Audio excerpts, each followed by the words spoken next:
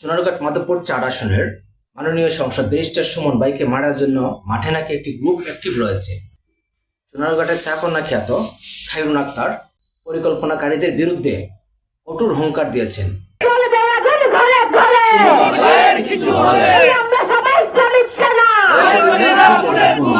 যারা হুমকি দিয়েছে ব্যারিস্টার সুমন ভাইকে হত্যা করার জন্য তাদেরকে আইনের আওতায় আনা হোক। কেননা সুমন ভাই যদি বেঁচে থাকে না, তাহলে আরো যে তাদের গোপন গোপন কিছু কথা আছে, রহস্য আছে, সেগুলো আসলে ফাঁস হয়ে যাবে।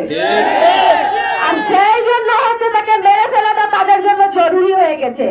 তো আপনারা এটা মনে রাখবেন যে ব্যারিস্টার সুমন ভাই একা নয়, সারা বাংলাদেশের মানুষ ব্যারিস্টার সুমন ভাইয়ের পাশে আছে। সুমন ভাইকে হত্যা করতে পারবেন না, আমরা লাখো সুমন ভাই আছি সুমন ভাইয়ের পাশে।